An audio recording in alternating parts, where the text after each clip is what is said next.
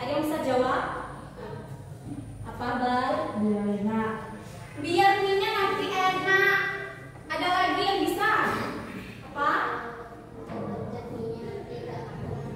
Oh, kalau nanti ngurutnya kerjanya loncat-loncat nanti mie-nya tidak matang, bisa mentah katanya. Ada lagi? Ayo, siapa yang biasanya masak mie? Siapa lagi? Sebenarnya tidak ada yang salah. Mengapa kita harus membuat mie instan itu berdasarkan urutan yang dalam kemasan itu? Kan ada petunjuknya nih. Kalau urutannya terbalik, nanti bisa-bisa mie yang kita buat itu hasilnya tidak sesuai dengan harapan. Bisa jadi rasanya tidak enak. Seperti itu. Nah, kalian kerja mau masak mie, mau bikin mie rebus atau mie apapun itu, harus ikutin urutan-urutan, harus mengikuti langkah-langkah. Itu harus urut. Itu namanya yang berpikir komputasional dan algoritma. Ya, ada hubungannya dengan itu. Sekarang bertanya, semuanya punya HP? Ada yang tidak punya? Ada yang tidak punya? Kalau kalian pegang HP, punya HP, pernah nggak kalian memperhatikan ada apa saja, menu apa saja dalam HP-nya? Pernah? Kira-kira ada apa saja di situ? Ada Google, ada apa? WA, ada aplikasi TikTok, apa lagi? YouTube. Pernah tahu Google Map? Pernah? Ya? Pernah menggunakannya? Nah, kalau pernah mungkin kalian bisa jawab nih pertanyaannya Ibu. Nah, di Google Map, nah misalkan kalian mau kemana ya? Kan biasanya cari, saya mau ke sini, saya dari sini, kan gitu ya? Nah, menurut kalian nih, kenapa sih Google Map itu bisa mendapatkan atau menemukan rute tercepat untuk tujuan yang mau kalian tuju? Ada yang menjawab? Ada yang tahu kenapa? Apa? Karena ada internetnya. Ya, kalau nggak ada internetnya nggak bisa menggunakan Google Map, Bu. Ada lagi? Apa? Karena di Google Map itu bisa melacak lokasi kita dan lokasi tujuan kita. Ada lagi yang bisa jawab? Ada? Hah? Apa? Ayo. Karena Google Map-nya itu pintar, Bu, katanya gitu. Apakah seperti itu? Sebenarnya jawabannya hampir sama. Ada hubungannya. Kalau nggak ada internet, kita juga nggak bisa pakai Google Map. Seperti itu, ya. Nah, bisa nih ya di jawabannya itu berdasarkan itu. Sebenarnya itu ini Google Map itu tidak bisa menebak jalur tercepat, tidak bisa menggunakan prinsip komputasional. Cuma Google Map ini punya database yang sudah dimasukkan oleh orang-orang. Pernah nggak kalian ini bikin di pas pendaftaran nih ya, pas pendaftaran masuk sekolah, kalian diminta titik koordinat? Pernah? Ya, karena misalkan si A bikin titik koordinat ini rumah ini, terus si B ini. Nah, itu yang dijadikan database untuk Google Map itu. Jadi punya data daerah dina pernah bodoh orang memasukkan gitu. Jadi masuk datanya. Jadi Google Map bisa mendeteksi. Nah, dan Google Map ini juga bisa berpikir komputasional, dekomposisi. Artinya apa? Jaraknya bagaimana ya? Kondisi jalan yang nanti kalian akan tuju itu, kalian ini macet atau tidak? Ada lampu merahnya enggak ya di sana? Ada berapa lampu merah di sana? Itu semuanya dibaca oleh Google Map. Ya, seperti itu. Nanti jelasnya di materi selanjutnya ya. Kita lanjut ke tujuan pembelajaran hari ini. Kalian bisa menjelaskan konsep berpikir komputasional. Komputasional, kalau kalian dengar komputasional berarti apa? Mirip-mirip apa nih? Komputer, alat-alat canggih, seperti itu ya. Nah, menerapkan konsep berpikir komputasional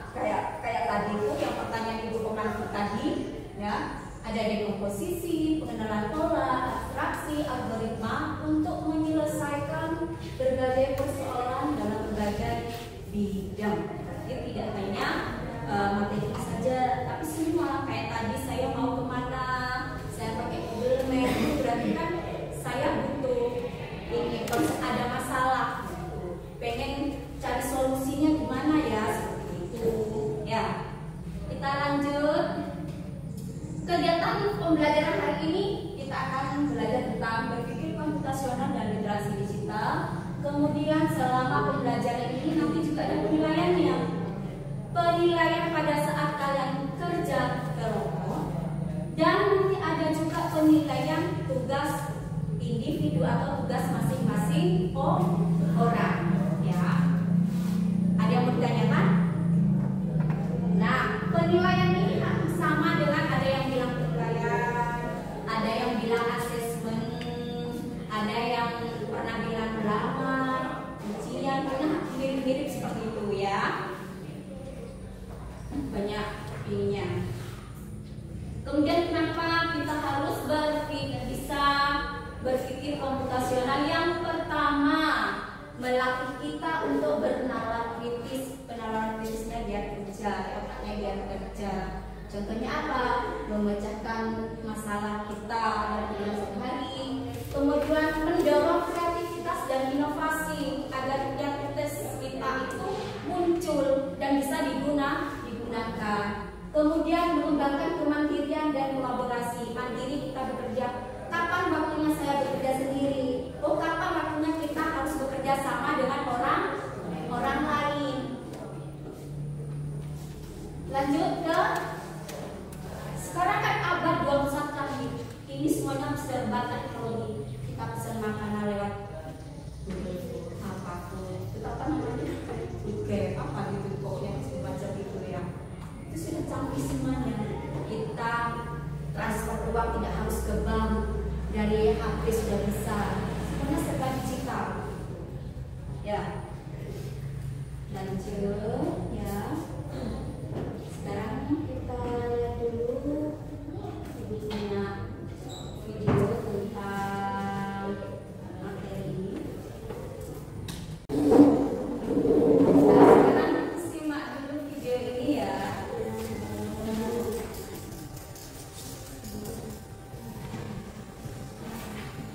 Nanti bisa ajukan pertanyaan. Pengenalan computational thinking.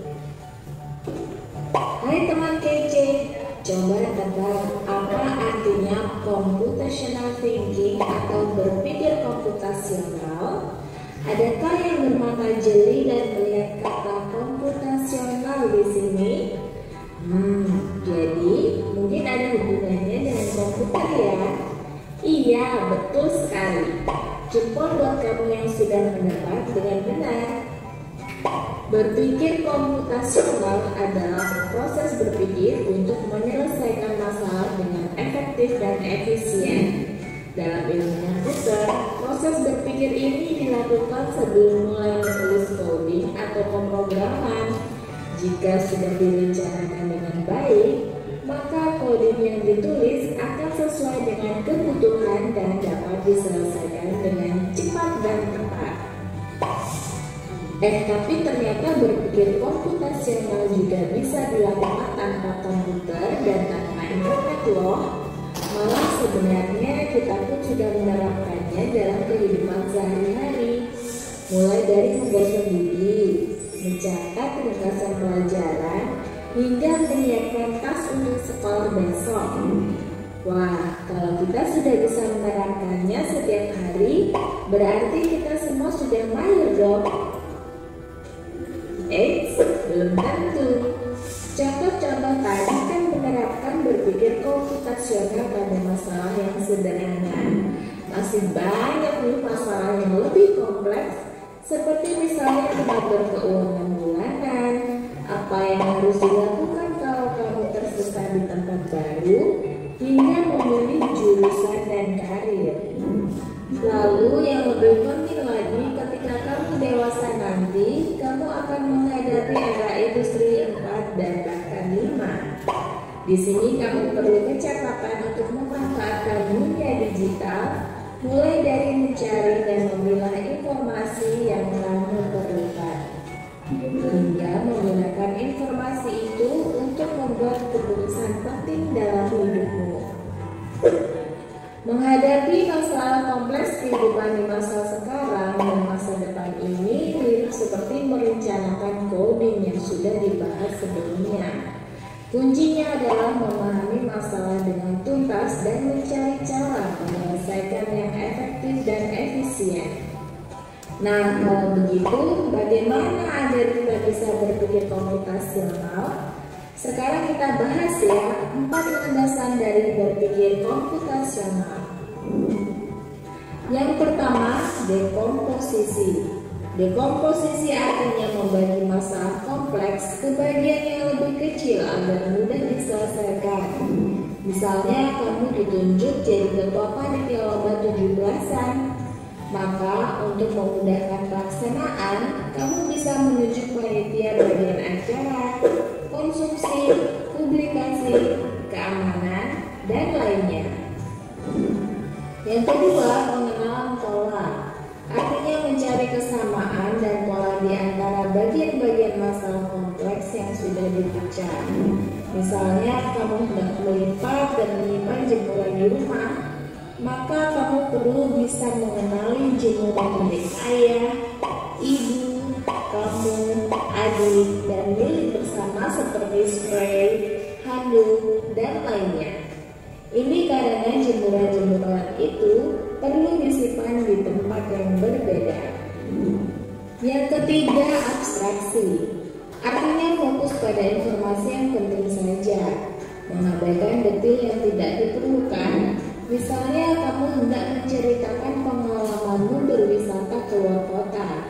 Tentunya kamu mengalami banyak hal, dari mulai berangkat di bus, berfoto bersama, makan di restoran, menginap di hotel, hingga perjalanan pulang. Tapi nggak mungkin kan kamu ceritakan semua kejadian dengan detail pada teman-temanmu. Pasti mereka bosan kalau kelamaan. Jadi kamu harus menyaring beberapa kejadian yang menarik saja untuk diceritakan pada teman. Yang terakhir, algoritma. Artinya membuat langkah-langkah penyelesaian atau membuat aturan yang diikuti untuk menyelesaikan masalah. Misalnya, kamu diberi daftar belanja di supermarket oleh ibu. Ada minyak goreng, telur, roti, sayur, dan kopi. Lalu kamu harus buru-buru karena ibu sudah mau memasak dengan minyak goreng itu. Nah, kalau seperti ini, satu cara yang efisien misalnya mulai dengan mengambil barang yang paling dekat dari pintu masuk hingga terakhir yang paling dekat dengan kasir. Nah, itu dia 4 landasan berpikir komputasional yang perlu diterapkan untuk memecahkan masalah yang kompleks. Lalu berikutnya, apakah ada cara untuk mengasah kemampuan berpikir komputasional? Tentu ada. Selain bisa coba kamu terapkan ke masalah sehari-harimu, kamu bisa juga latihan soal untuk mengasahnya. Misalnya, gurumu akan memberikan soal-soal computational thinking di mata pelajaran matematika, bahasa Indonesia, dan IPAS dalam kurikulum mereka. Selain itu, kamu bisa ikut tantangan bebas Indonesia juga. Yuk coba simak satu contoh soal computational thinking. Dalam bis studi wisata, ada 3 kelompok anak yang akan diantarkan ke 3 tujuan berbeda. Bis berhenti pertama di restoran, lalu hotel, dan terakhir di museum. Hanya ada satu tempat penyimpanan koper di samping bis, yang hanya bisa dibuka dari satu pintu. Sopir bis ingin mengatur koper-koper penumpang hingga mudah dikeluarkan. Bantu supir bis menentukan urutan memasukkan koper-koper itu ke dalam tempat penyimpanan. Pertanyaan, koper kelompok anak yang mana yang dimasukkan terakhir? A. Anak yang ingin pergi ke museum. B. Anak yang ingin pergi ke restoran. C. Anak yang ingin pergi ke hotel. Atau D. Yang mana pun boleh. Soal ini diadaptasi dari challenge.bk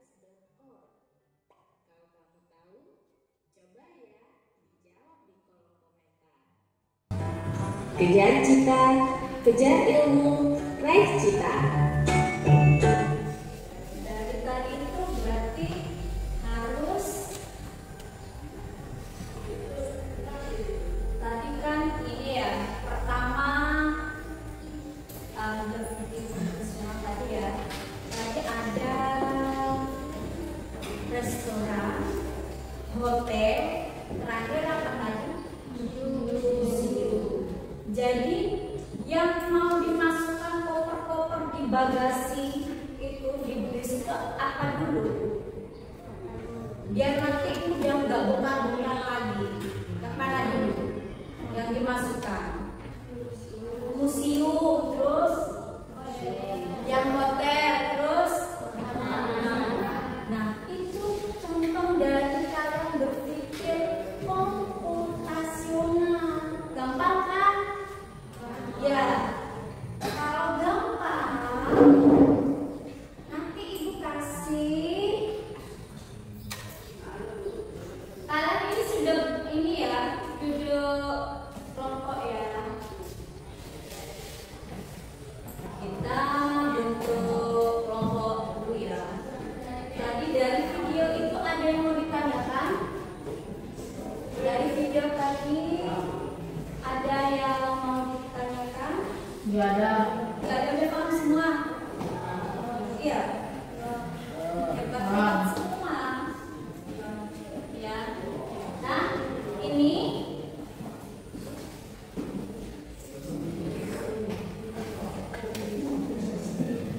ya.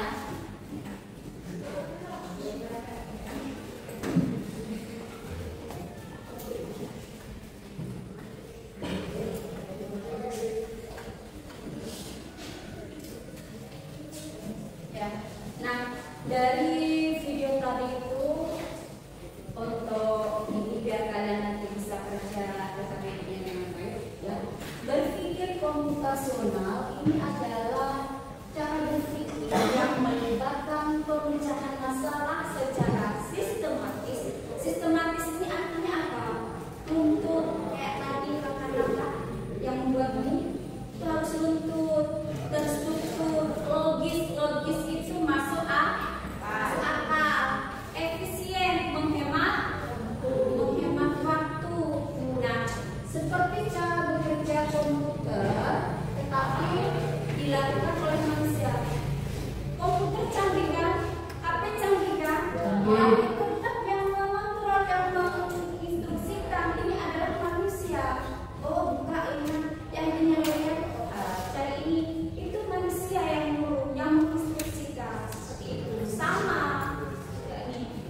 Kemudian lanjut ke kenapa kita harus belajar itu. Nah, di dalam berpikir komputasional ini ada 4 pilar dasar pemikiran komputasional. Yang pertama, dekomposisi, memecah masalah besar menjadi bagian-bagian yang lebih kecil agar lebih dikelola. Jadi ada masalah besar gitu dipecah jadi kecil-kecil biar kita memudahkan. Tadi di video itu yang mana ya? Tadi kan rumahnya misalkan banyak cucian seperti ya, bilang oh ini bajunya ayah, ini bajunya ibu, seperti itu ya. Pengenalan pola, mengidentifikasi pola atau pengiriman dalam masalah atau data yang dapat membantu mempercepat proses penyelesaian. Pola ini artinya ini yang dipakai secara berulang. Pola ini berlaku sama antara bahasa satu dengan yang mirip atau sama.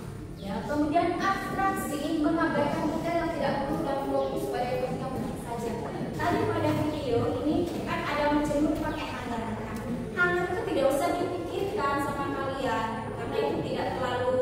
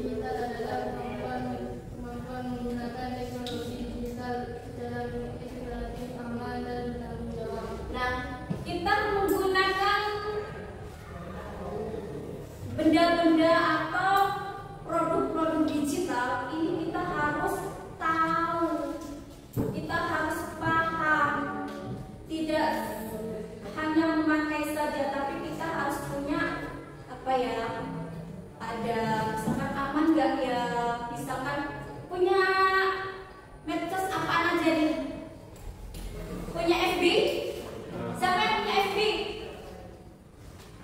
Satu orang saja yang punya Facebook. Yang punya TikTok? Hampir semuanya. Instagram. Nah, kalau kalian buka itu medsos, itu untuk apa sama kalian? Buat apa?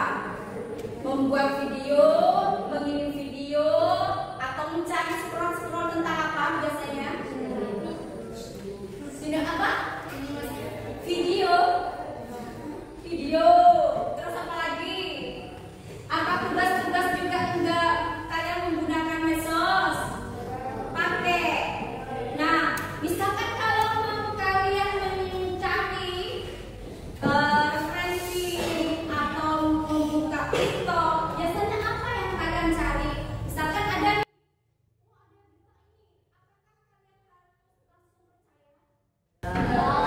percaya, tidak langsung percaya, tapi kalian harus apa? Pikirkan dulu. Oh, ini betul nggak ya? Ini yang membuat, yang mengupload itu, yang di ininya orang yang bisa dipercaya apa tidak ya? Itu harus kalian pikirkan seperti itu. Kalian mau mengupload apapun itu di medsos kalian, kalian harus juga pilih-pilih. Tidak semuanya harus kalian share di medsos seperti itu ya. Ini cocok nggak ya? Ini tidak bertentangan dengan ini nggak ya? Nggak bersifat ini nggak ya? Itu karena dalam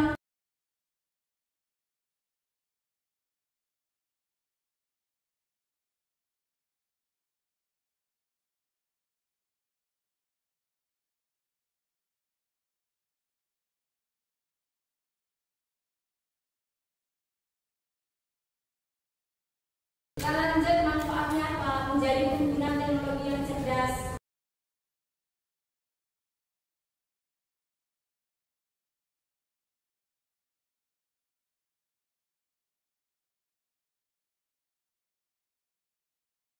Meningkatkan keterampilan komunikasi.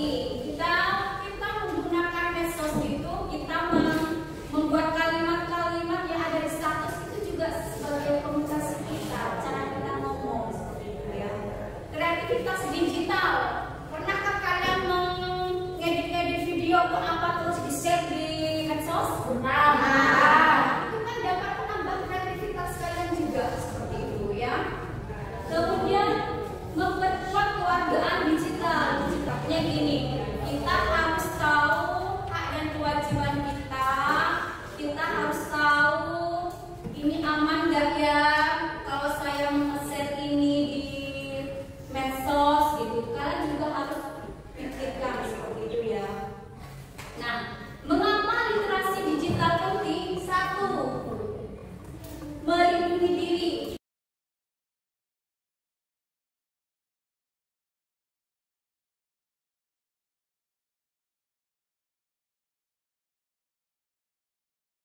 Jejak digital.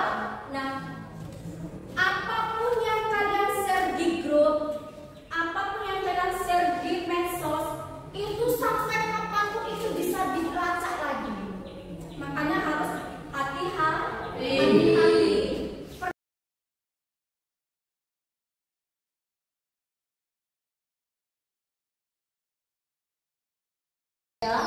Kemudian memaksimalkan teknologi untuk apa? Untuk meningkatkan pengetahuan kita, untuk memudahkan kegiatan kita dalam sehari-hari, itu bisa memaksimalkan teknologi. Bertanggung jawab, artinya apa? Kita harus menghargai hak orang lain dan juga kita harus apa ya? Kita komen-komen di statusnya orang itu harus dengan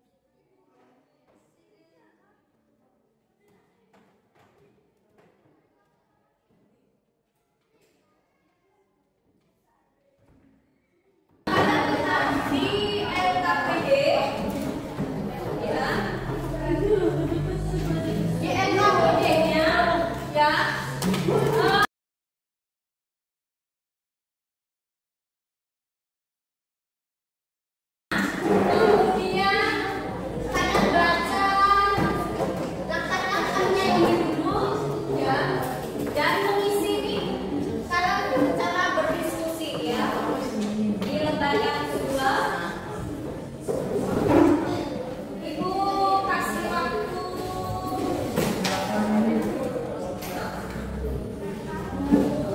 15 menit, ya. Habis itu presentasi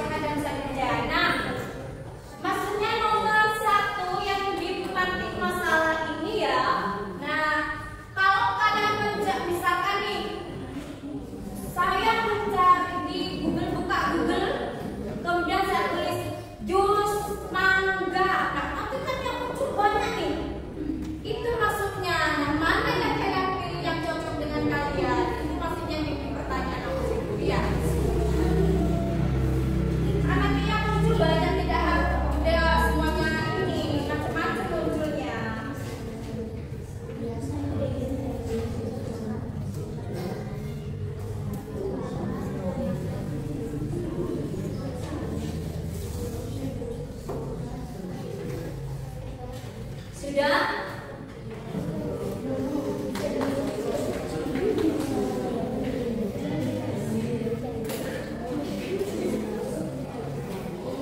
Ayo, 5 menit lagi. Yang selesai duluan boleh maju.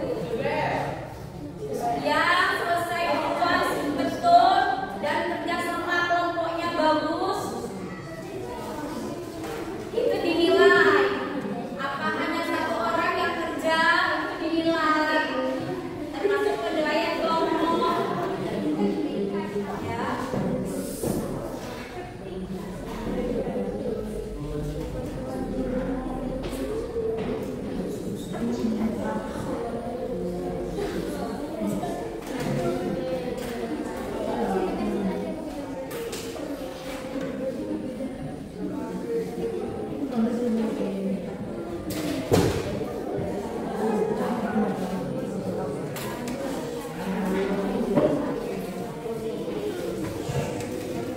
Ayo, 5 menit lagi.